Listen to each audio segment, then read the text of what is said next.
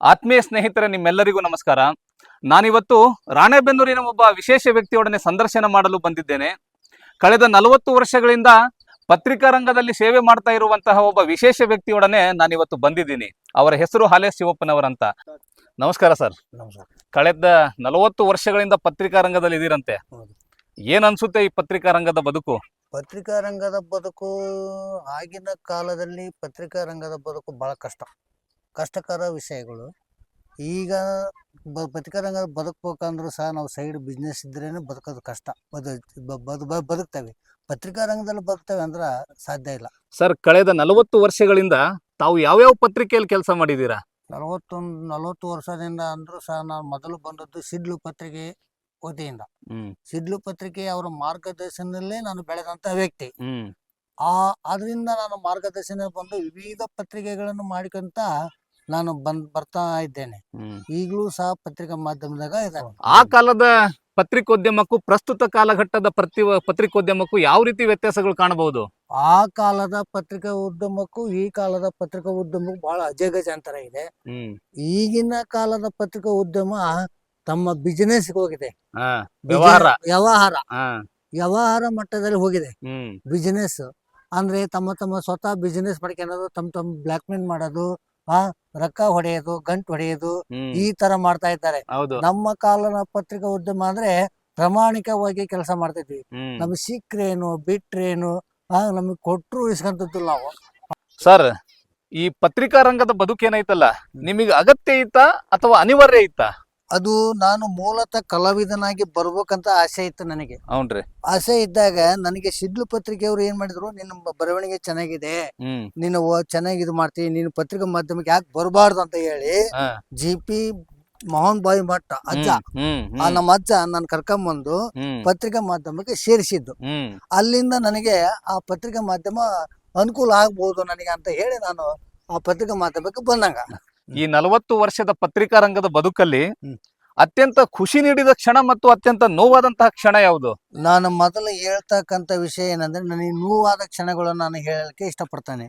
ಏನಪ್ಪಾ ಅಂದ್ರೆ, ನನಗೆ ಭ್ರಷ್ಟಾಚಾರ ಹಗರಣಗಳು ಏನಾರ ಕಾಣ್ತಾವ ಅಂದ್ರೆ, ಸಾರ್ವಜನಿಕ ಏನಾರ ಅನ್ಯಾಯ ಮಾಡ್ತಾರ ಅಂದ್ರೆ ಅದು ನನಗೆ ಸಹಿಸ್ತಾಗಲ್ಲ. ನನಗೆ ಜನ ಬಂದು ಹೇಳರು, ಈ ತರದ ಯಾರು ಪತ್ರಕರ್ತರಾಗಿರಿ ನೀವು ಅಂತ ಹೇಳೋರು. ಅಲ್ಲೆಲ್ಲೇ ಹೋಗಿ ಹಿಡಿದಿದ್ದಾಗ ಜನರು ನನಗೆ ಏನ್ ಮಾಡೋರು.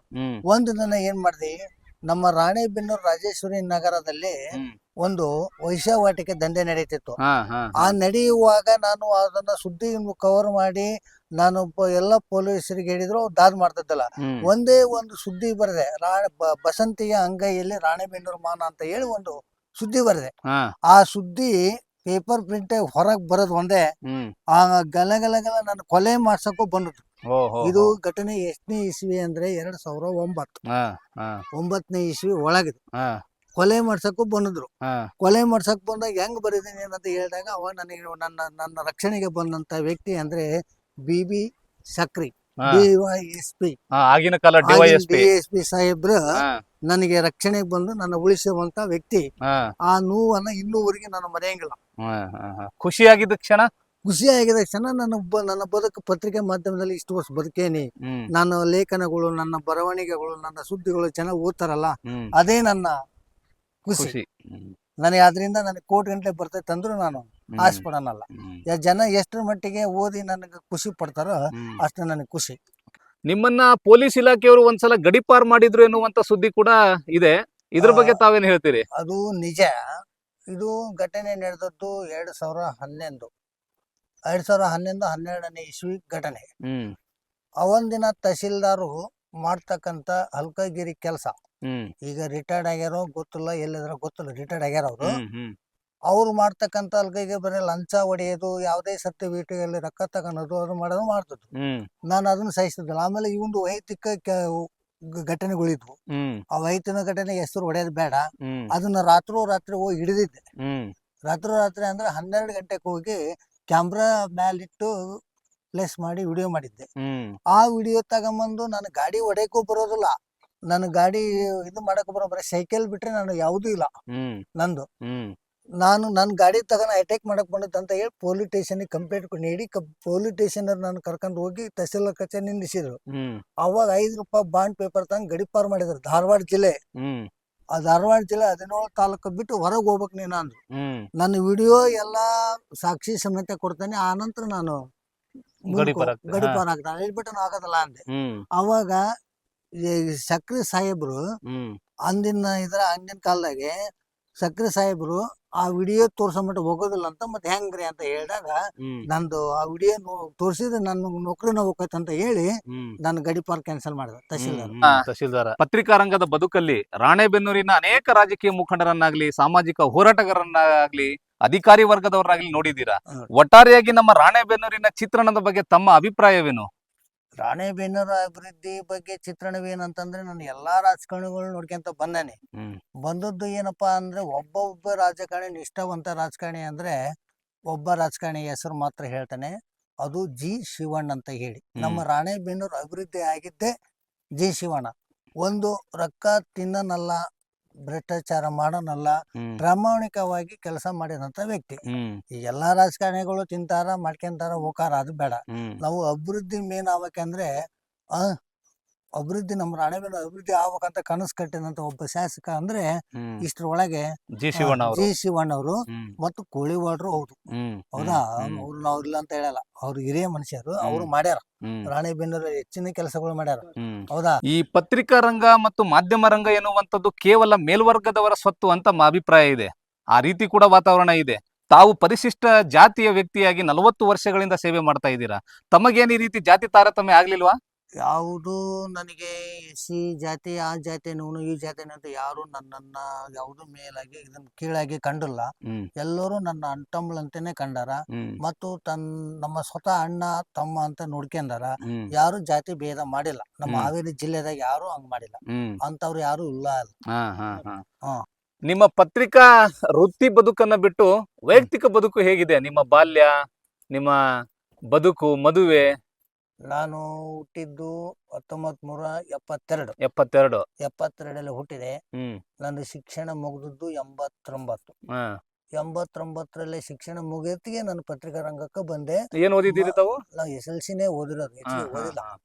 ಹೆಚ್ಚು ಓದಿಲ್ಲ. ಹ್ಮ್ ನಂತರ ಕಲಾವಿದನಾಗಿ ನಾನು ಫಸ್ಟ್ ನಾ ಕಲಾವಿದನ ಆಗ್ಬೇಕಂತನ ಆಸೆ ಹ್ಮ್ ಇತ್ತು. ನಾ ಕಲಾವಿದನಾಗೇ ಬಂದ ನಾನು. ಹ್ಮ್ ಕತೆ ಕವನಗಳು ಬರ್ಕಂತ, ಹಾಡುಗಳು ಬರ್ಕಂತ, ಹ್ಮ್ ಆಮೇಲೆ ಹುಡುಗರುಗಳಿಗೆ ತರಬೇತಿ ಕೊಡ್ತಿದ್ದೆ ಹ್ಮ್ ಶಿಕ್ಷಣ ಇಲಾಖೆಯಲ್ಲಿ. ಹ್ಮ್ ಹುಡುಗರಿಗೆ ಗ್ಯಾದರಿಂಗ್ ಇದ್ದಾಗ ಹಾಡು, ಡ್ಯಾನ್ಸು ಹ್ಮ್ ಅವನ್ನೆಲ್ಲ ಮಾಡ್ಸೋದು. ನನ್ನ ಜೊತೆಗೆ KS ನಾಗರಾಜ್ ಹ್ಮ್ ಅಂತ ಹೇಳಿ ಇದಾರಲ್ಲ ಒಬ್ರು. ಹಾ ಅವರು ರಿಪೋರ್ಟರ್. ಹಾ ಅವರು ರಿಪೋರ್ಟರ್, ಕಲಾವಿದರು ಹೌದು, ಹ್ಮ್ ರಂಗಭೂಮಿ ಕಲಾವಿದರು ಹ್ಮ್ ಅವರು ಹೌದು. ಆಮೇಲೆ ಶಿರಟ್ಟಿ ಹ್ಮ್ ಅವರು ಕಲಾವಿದರು. BA ಸುನೀಲ್ ಅಂತ ಕೇಳಿಪಟ್ಟಿರ್ಬೋದು, ಹ್ಮ್ ಅವರು ಕಲಾವಿದರು.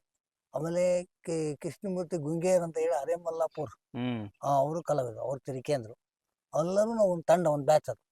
ಅದು ಬ್ಯಾಚ್ ಸಾಕ್ಷರತಾ ಆಂದೋಲನ ಅಂತ ಹೇಳಿ 92ರಲ್ಲಿ ಪ್ರಾರಂಭ ಆಯ್ತು. ಹ್ಮ್ ಅದು ಪತ್ರಿಕಾ ಮಾಧ್ಯಮ ಮಾಡ್ಕೊಂತಾನೆ ಕಲಾ ಜಾತನ ಮಾಡ್ಕೊಂತ ನಾನು. ಹ್ಮ್ ಎರಡು ವೃತ್ತಿ ಮಾಡ್ಕೊಂತ ಬಂದೆ. ಹ್ಮ್ ಈಗ ಯಾಕೆ ಎರಡು ವೃತ್ತಿ ಬಂದೆ ಅಂದ್ರೆ,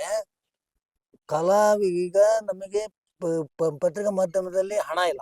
ಹ್ಮ್ ಮೊನ್ನೆ ಈ ಜೀವನ ನಡೆಸೋದೇ ಇದೆ. ಹ್ಮ್ ಆ ಹ್ಮ್ ಕಲಾ ಜಾತಕ್ಕೆ ಹೋದ್ರೆ DA ಬರುತ್ತೆ, ಹ್ಮ್ 300 ರೂಪಾಯಿ ಸರ್ಕಾರ ಕೊಡ್ತಿತ್ತ ಅದನ್ನ? ಸರ್ಕಾರ ಕೊಡ್ತತ್ತು. ಹ್ಮ್ ಆದ್ರ ಕಲಾವಿದರ ಜೊತೆ ಪತ್ರಿಕಾ ಮಾಧ್ಯಮನ ಮಾಡ್ಕೊಂತಾನೆ ಬಂದ. ಹ್ಮ್ ಅದನ್ನು ಬಿಡಂಗಿಲ್ಲ, ಇದನ್ನು ಬಿಡಂಗಿಲ್ಲ. ಹ್ಮ್ ಹೌದಾ, ಇದು ಪತ್ರಿಕಾ ಸುದ್ದಿ ಬರ್ಕಂತ ಹೋಗೋದು, ಸುದ್ದಿ ಕಳ್ಸೋದು, ಪೇಪರ್ಗೆ ಪ್ರಿಂಟ್ ಮಾಡೋದು, ಹ್ಮ್ ಇದು ಬದುಕು ಕಲಾ ಜಾತ. ಹ್ಮ್ ಸರ್, ತಾವು ಕಲಾವಿದರಾಗಿ ಎಲ್ಲೆಲ್ಲಿ ಕಾರ್ಯಕ್ರಮಗಳನ್ನ ನಡೆಸ್ಕೊಟ್ಟಿದ್ದೀರಿ? ಅಂದ್ರೆ ಧಾರವಾಡ ಜಿಲ್ಲೆಯಲ್ಲಿ ಬೀದಿ ನಾಟಕ ಮುಖಾಂತರ 94ರಲ್ಲಿ ಮುಂದುವರಿದ ಜಾನಪದ ಕಲಾ ಸಮಾವೇಶದಲ್ಲಿ ಭಾಗವಹಿಸಿ ಜಾಥಾ ಮಾಡಿದೆ ಧಾರವಾಡ ಜಿಲ್ಲೆಯಲ್ಲಿ. ನಂತರ 95ರಿಂದ 96 ಧಾರವಾಡ ಶಿಕ್ಷಣ ತರಬೇತಿ ತಗೊಂಡೆ, ಭಾರತ ಜ್ಞಾನ ವಿಜ್ಞಾನ ಸಮಿತಿ ಅಂತ ಹೇಳಿ. ಅಂತ ತಗೊಂಡು ನಂತರ 98ರಲ್ಲಿ ನಗರಸಭೆಯಲ್ಲಿ ಸಂಯೋಜಕನಾಗಿ ಕಾರ್ಯನಿರ್ವಹಿಸಿದೆ, ಸಾಕ್ಷರತಾ ಆಂದೋಲನ ಸಂಯೋಜಕರು ಅಂತ ಹೇಳಿ. ನಂತರ ನನ್ನನ್ನ ರಾಜ್ಯ ಮಟ್ಟಕ್ಕೆ ಆಯ್ಕೆ ಮಾಡ್ಕೊಂಡು ನನ್ನ ಕೋಲಾರ ಜಿಲ್ಲೆಗೆ ವರ್ಗಾವಣೆ ಮಾಡಿದ್ರು. ವರ್ಗಾವಣೆ ಮಾಡಿದ ಅಂದ್ರೆ ಗೌರ್ಮೆಂಟ್ ಅಲ್ಲದು, ಹಂಗ ನಮ್ಮನ್ನ ತರಬೇತಿ ಕೊಟ್ಟು ಅಲ್ಲಿಗೆ ಹಾಕಿದ್ರು. ಅಲ್ಲಿಗೆ ಹಾಕಿ ಅಲ್ಲಿಂದ ಆ ನಗರಸಭೆ, ಕೋಲಾರ ನಗರಸಭೆ ನಮ್ಮನ್ನ ವ್ಯವಸ್ಥಿತ ನೋಡ್ಕೋಬೇಕು. ಕೋಲಾರ ಜಿಲ್ಲಾ ಆಡಳಿತ ನಮ್ಮನ್ನ ವ್ಯವಸ್ಥೆ ನೋಡ್ಕೋಬೇಕು. ಇಲ್ಲಿಂದ ಹೋದರ್ನ ಅಲ್ಲಿ ಯಾವ ತಾಲೂಕಿನಾಗ ಜಾಥಾ ಮಾಡ್ಯಾನಂದ್ರೆ, ಕೋಲಾರ ಜಿಲ್ಲೆ ಗೋರಿಬಿದೂರು, ಚಿಕ್ಕಬಳ್ಳಾಪುರ, ಮಾಲೂರು, ಬಂಗಾರಪೇಟೆ, ಶ್ರೀನಿವಾಸಪುರ, ಮೂಳಬಾಗಿಲು ತಾಲೂಕು ಇಲ್ಲಿ ಜಾಥಾ ಮಾಡೇನಿ, ಬೀದಿ ನಾಟಕ ಜಾಥಾ ಮಾಡೇನಿ. ನಂತರ ಬೆಂಗಳೂರು ಗ್ರಾಮಾಂತರ ಜಿಲ್ಲೆಯಲ್ಲಿ ಜಾಥಾ ಮಾಡಿ ಬಂದಾನೆ. ಅದೇ ನಮ್ ಜಿಲ್ಲೆ ಬಿಟ್ಟು ಹೊರ ಜಿಲ್ಲೆಗಳಿಗೂ ಹೋಗಿದ್ದೀರಿ. ಜಾಥಾ ಮಾಡಿ ಬೇರೆ ಬೇರೆ ಜಿಲ್ಲೆಯಲ್ಲಿ ಹೋಗಿ ಜಾಥಾ ಮಾಡಿ ಅಲ್ಲಿ ಶಿಕ್ಷಣ ಇಲಾಖೆ ಬಗ್ಗೆ ಮಹತ್ವ ನೀಡೇನಿ. ಕಲಾವಿದನಾಗಿ ಕೂಡ ಅಪಾರ ಸೇವೆ ಸಲ್ಲಿಸಿದ್ದೀರಿ. ಸೇವೆನೇ ಸಲ್ಲಿಸಿದ್ವಿ ಸರ್. ಈಗಿನ ಈ ಪತ್ರಿಕಾ ರಂಗದಲ್ಲಿ ದುಡ್ಡು ಕೊಟ್ರೆ ಯಾವುದೇ ಒಬ್ಬ ಪತ್ರಕರ್ತ ಏನ್ ಬೇಕಾದ್ರೂ ಸುದ್ದಿ ಮಾಡ್ಬಿಡ್ತಾನೆ, ಆಧಾರ ರಹಿತ ಸುದ್ದಿಗಳನ್ನ ಹಾಕ್ಬಿಡ್ತಾನೆ. ಅಂತ ಪತ್ರಕರ್ತರಿಗೆ ಯಾವ ರೀತಿ ಕಿವಿ ಮಾತನ್ನ ಹೇಳಲಿಕ್ಕೆ ಇಷ್ಟಪಡ್ತೀರಿ? ಆ ಕಿವಿ ಮಾತುಗಳು ಅನೇಕ, ಇಡೀ ನಮ್ಮ ಜಿಲ್ಲೆ ಒಂದೇ ಅಲ್ಲ, ಇಡೀ ರಾಜ್ಯದಲ್ಲಿಯೇ ಅದು ಇದೆ. ಅದು ಮಾತು ಬೇರೆ ಏನಲ್ಲ, ಸುಳ್ಳಲ್ಲ. ಅದು ಏನಪ್ಪಾ ಅಂದ್ರೆ ನಾ ಹೇಳೋದು, ಪ್ರಾಮಾಣಿಕವಾಗಿ ಕೆಲಸ ಮಾಡಿ ಪ್ರಾಮಾಣಿಕವಾಗಿ ದುಡಿರಿ, ಅದಕ್ಕೆ ನಾ ಗೌರವ, ಎಲ್ಲರೂ ಗೌರವ ಕೊಡ್ತಾರ. ಈ ದುಡ್ಡು ಕೊಟ್ಟು ಸುದ್ದಿ ಬರೀತೇನೆ ಅಂದ್ರೆ ಪತ್ರಿಕೆ ಮಾರಾಟ ಮಾಡ್ದಂಗ ಅದು. ಹೌದಾ? ಪತ್ರಿಕೆ ಮಾರಾಟಕ್ಕೆ ಹಚ್ಚಿದಂಗ, ವೃತ್ತಿ ಧರ್ಮವನ್ನೇ ಹರಾಜಿಗಿಟ್ಟಂಗ. ಆ ಹರಾಜನ್ನು ಮಾಡುವ ಬದಲು ಪತ್ರಿಕಾ ಧರ್ಮವನ್ನು ಉಳಿಸಿಕೊಂಡು ಸಾರ್ವಜನಿಕರ ಸೇವೆ ಮಾಡಿ, ಸಾರ್ವಜನಿಕರಿಂದ ಒಂದು ಒಳ್ಳೆ ಅಭಿಪ್ರಾಯವನ್ನು ತಂದುಕೊಳ್ಳಿ, ನಿಮ್ಮ ಹೆಸರನ್ನು ಹಾಳು ಮಾಡಿಕೊಳ್ಳಬೇಡಿ ಅನ್ನೋದೇ ನನ್ನ ಕಿವಿ ಮಾತು. ಸರ್, ತಾವು ಪತ್ರಕರ್ತರಾಗಿ, ಕಲಾವಿದರಾಗಿ 40 ವರ್ಷಗಳಿಂದ ಸೇವೆ ಸಲ್ಲಿಸಿದ್ದೀರಿ. ತಮಗೆ ರಾಜ್ಯ ಸರ್ಕಾರದಿಂದ ಆಗಿರ್ಬೋದು, ಜಿಲ್ಲಾ ಆಡಳಿತದಿಂದ ಆಗಿರ್ಬೋದು, ಯಾವ್ದಾರ ಪ್ರಶಸ್ತಿ ಸಿಕ್ಕಿದೆಯಾ? ಯಾವ ಪ್ರಶಸ್ತಿಯು ನನಗೆ ಸಿಕ್ಕಲ್ಲ. 98ರಲ್ಲಿ JS ಪಾಟೀಲ್ ಅವರು ಮುಖ್ಯಮಂತ್ರಿ ಇದ್ದಾಗ ರಾಜ್ಯ ಮಟ್ಟದ ಪ್ರಶಸ್ತಿ ಮಾತ್ರ ಒಂದೇ ಸಿಕ್ಕದ್ದು. ಆ ಪ್ರಶಸ್ತಿ ಅಲ್ಲಿ ಸಿಕ್ಕದ್ದು, ಇಲ್ಲಿವರೆಗೆ ಯಾವ ಪ್ರಶಸ್ತಿ ಸಿಕ್ಕಿಲ್ಲ. ಏನ್ ಕಾರಣ? ನಾವು ಪ್ರಶಸ್ತಿಗಳು ಬೆನ್ನತ್ತಿಕೊಂಡು ಹೋಗೋದಿಲ್ಲ. ಪ್ರಶಸ್ತಿಗಳು ಅವಾಗೆ ನಮ್ಮನ್ನು ಗುರ್ತಿಸ್ಕೊಂಡ್ ಬರ್ಬೇಕು. ಈಗಿನ ಪ್ರಶಸ್ತಿಗಳು ಲಂಚಕ್ಕಾಗಿ ನಿಂತಿವೆ. ಲಂಚ ಕೊಟ್ರೆ ನಿನ್ನ ಪ್ರಶಸ್ತಿ ಕೊಡ್ತೇನೆ. ಈಗ 5 ಲಕ್ಷ ರೂಪಾಯಿ ರಾಜ್ಯ ಪ್ರಶಸ್ತಿ ಗೌರವಧನ ಇದೆ, ಅದ್ರಾಗ 2 ಲಕ್ಷ ರೂಪಾಯಿ ಕೊಟ್ರೆ ನೀನು ಪ್ರಶಸ್ತಿ ಅನೌನ್ಸ್ ಮಾಡ್ತಾನೆ. ಪ್ರಶಸ್ತಿಗಳು ಕೂಡ ಮಾರಾಟಕ್ಕಿವೆ.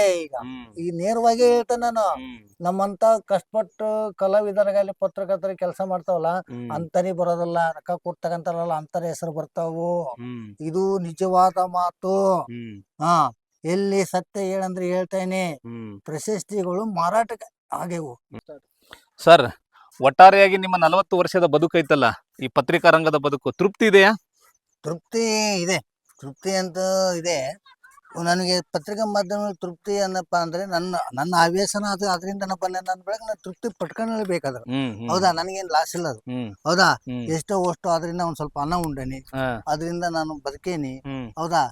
ಅದರಿಂದ ಪತ್ರಿಕೆಯಿಂದನ ಬದುಕೋದು. ಲೈನೇಜ್ ಕೊಡ್ತಾರ, ಅದರಿಂದ ಬದುಕ್ತೇವೆ, ಜೀವನ ನಡೀತಾ ಇದೆ. ಅದರಿಂದ ನಾವ್ ಏನ್ ಬ್ಲಾಕ್ ಮೇಲ್ ಮಾಡಿ ಬದುಕೋದಿಲ್ಲ. ಹೌದಾ? ಅದರಿಂದ ಬ್ಲಾಕ್ ಮೇಲ್ ಮಾಡೋದ್ರಿಂದ ಅದೇನು ಉದಿಲ್ಲ. ಈಗ ಯಾವ ಪತ್ರಿಕೆಯಲ್ಲಿ ಕೆಲಸ ಮಾಡ್ತೀನಿ? ಈಗ ನಾನು times of Karnataka, Suvarna times of ಕರ್ನಾಟಕದಲ್ಲಿ ವರ್ಕ್ ಮಾಡ್ತಾ ಇದ್ದೇನೆ. 2013ರಿಂದ ಇಲ್ಲಿವರೆಗೂ ಅದೇ ಪತ್ರಿಕೆಯಲ್ಲಿ ಇದ್ದೇನೆ. ಮೊದ್ಲ ಬೇರೆ ಬೇರೆ ಪತ್ರಿಕೆಯಲ್ಲಿ ಕೆಲಸ ಮಾಡೇನೆ.